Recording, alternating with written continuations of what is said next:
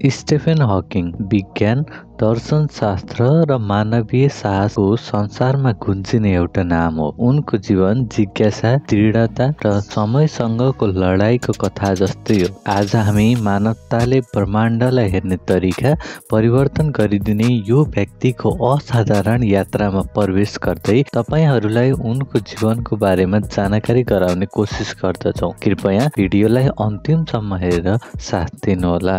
Stephen William हकिङको जन्म सन् 1942 जनवरी 8 मा अक्सफोर्ड इङ्ल्यान्डमा भएको थियो। उनको जन्म बुवा फ्र्याङ्क र आमा इस्बल हकिङको कोखबाट भएको थियो। उनको बुबा आमा नै पढ्नमा उच्च स्थानमा थिए, तर उनीहरूको जीवन भने साधारण थियो। उनका बुबा एक मेडिकल रिसर्चर थिए भने आमा मेडिकल इन्स्टिच्युटमा सेक्रेटरीको रूपमा काम गर्थिन्। हकिङको परिवार आर्थिक रूपमा सामान्य भए पनि ज्ञानको भने उच्च मूल्य राख्थ्यो। उनीहरूको परिवार र घर एउटा पुस्तकालय जस्तै थियो। उनीहरू खाना खाने समयमा समेत बोलचाल गर्नभन्दा बढी पुस्तकहरू पढ्नमा रुचि राख्थे। यही वातावरणमा हुर्केका स्टेफेनको सोच, इच्छा र बौद्धिक यात्रालाई गहिराईसम्म पुर्यायो। उनी बाल्यकालमा सामान्य व्यक्ति नै थिए अनि पढाइमा त्यति रुचि राख्दैन थिए। अझ उनको पढाइ भने अलि ढिलोबाट नै सुरु भएको थियो। तर उनको विशेषता के थियो भने उनी एउटा कुरा सिक्न लागे भने त्यसलाई बुझ्नको लागि उनी असीम रुचि राख्दथे। उनको बाल्यकालको पढाइ सेन्ट एल्बन्स स्कुल इङ्ल्यान्डमा भयो। उनी आफ्नो साथीहरूसँग मिलेर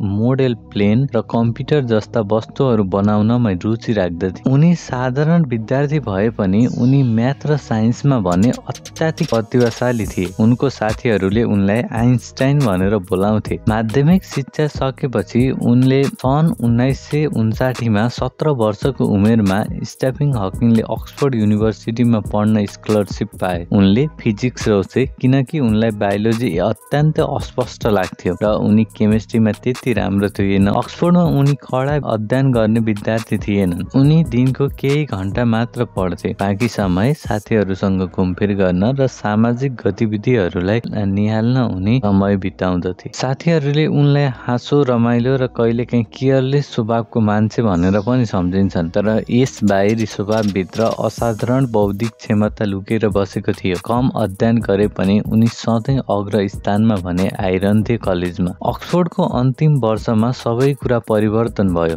स्टेफेनको चाल भने असामान्य हुन थाल्यो। समय समयमा उनी लडखडाउन थाले, वस्तुहरू खसाल्न थाले र उनको बोलीमा अस्पष्ट आउन थाल्यो। सुरुमा उनले व्यवस्था गरे, यो केही होइन जस्तो लाग्यो उनलाई, तर लक्षण बढ्दै गयो। लक्षण बढ्दै गएपछि उनी के भयो भन्दै परीक्षण गराउन नजिकैको अस्पतालमा गए। उनी जन्ममा 21 वर्षका थिए। यो बेला उनको चेकअप पछि उनलाई ALS नामको एउटा दुर्लभ न्युरोलोजिकल डिजिज लागेको भन्ने पत्ता लाग्यो, जसले क्रमशः शरीरको मांसपेशी नष्ट गराउँदै लैजान्छ र मान्छेलाई हिँडडुल गर्न र बोल्न समेत अप्ठ्यारो बनाउँछ। डाक्टरले अब जम्मी 2 वर्षभन्दा बढी बाँच्ने सम्भावना नभएको भन्दै सूचना दिए। यो समाचार सुन्ने बित्तिकै उनको जीवन भत्याभङ्ग जस्तै बन्यो। लाउ खाउ खाउ भन्ने उमेरमा स्टेफेनलाई कहिले निको नहुने रोगले समातेको थियो। उनी यो कुरा सुनेपछि निराशमा डुब्दै गए। उनलाई जीवन सुरु हुनु नपाउँदै सकिएको महसुस हुन लाग्यो। यसै क्रममा स्टेफेनको जीवनमा एउटा व्यक्तिको प्रवेश भयो। उनको नाम थियो जेन वाइल्ड। सन् 1962 मा स्टेफेन र जेनको पहिलो पटक भेट भएको थियो। यो भेट कुनै कक्षा, विश्वविद्यालयको गल्ली वा पुस्तकालयमा नभएर उनीहरूका साझा साथीहरूले आयोजना गरेको एउटा सानो पार्टीमा भएको थियो। पार्टीमा स्टेफेन धेरै बोल्ने मान्छे थिएनन्। उनी आफ्नो शान्त, गहिरो स्वभावका कारण हल्का एक्लै जस्तो देखिन्थे। तर जेनको नजरमा स्टेफेन कुनै साधारण युवक थिएनन्। उनको भित्री बौद्धिकता र मुस्कानको नम्रता र न्यानो व्यक्तित्वले जेनलाई तुरुन्तै आकर्षित गर्यो। त्यो साँझ उनीहरू बीच एक सानो तर अर्थपूर्ण कुराकानी भयो। उनले जीवन, अध्ययन, सङ्गीत र भविष्यका सपनाहरूको बारेमा कुरा गरे। उनको बोली कहिलेकाहीँ अस्पष्ट हुँदै गए पनि जेनले उनलाई सुन्न चाहिन्, बुझ्न चाहिन् र गहिरोसँग जोडिन चाहिन्। तर पार्टीपछि धेरै समय नबित्दै स्टेफेनको स्वास्थ्यमा झन बिग्रिन थाल्यो।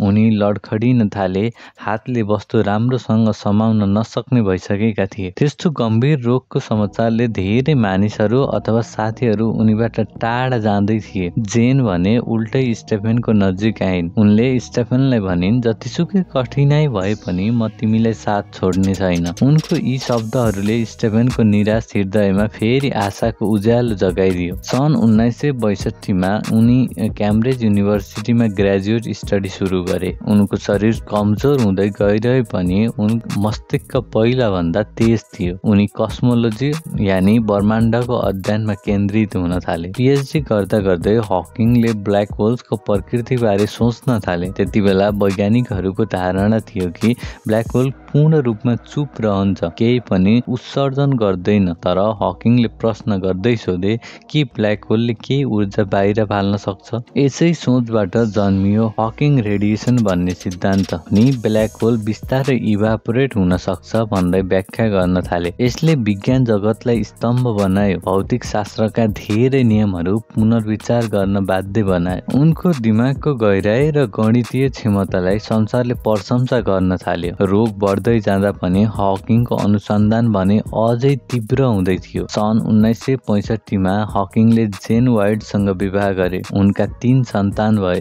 जेनले स्टेफेनको कठिन जीवनयात्रामा अपार सहयोग गरिन्। घरेलु जीवनदेखि शारीरिक हेरचाहसम्म गर्थिन् जेन। एएलएसले स्टेफेनको हिँड्ने, बोल्ने, सञ्चालन गर्ने क्षमता क्रमशः खोज्दै गएको थियो। सन् 1985 मा गम्भीर संक्रमणपछि उनको ट्रेकियोटोमी गरियो र उनलाई सधैँका लागि आफ्नो प्राकृतिक आवाज गुमाउनु पर्यो। तर प्रविधिले उनलाई नयाँ आवाज दियो। विश्वभर परिचित भएको कम्प्युटर जेनेरेटेड आवाजको सहयोगले हकिङ लाखौं मानिसहरूसँग बोल्न, किताब लेख्न र व्याख्या दिन सक्षम भए। सन् 1988 मा स्टेफेन हकिङले a brief history of time भन्ने बुक प्रकाशित गरे। यो पुस्तक जटिल वैज्ञानिक अवधारणालाई सरल भाषामा बुझाउँछ। यो पुस्तक विश्वभर 25 मिलियन भन्दा बढी प्रतिलिपिहरू बिक्री भयो।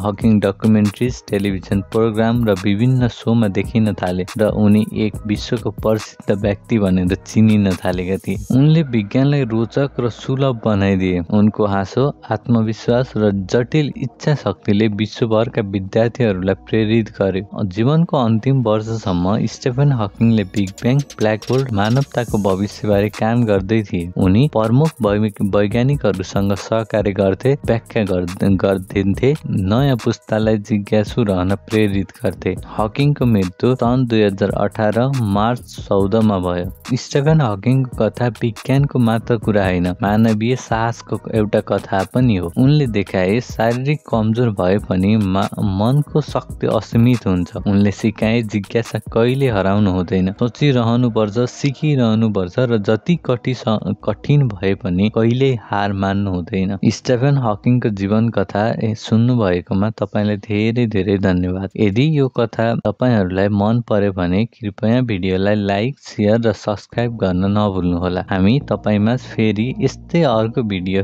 लिएर पक्कै पनि उपस्थित हुने नै छौँ।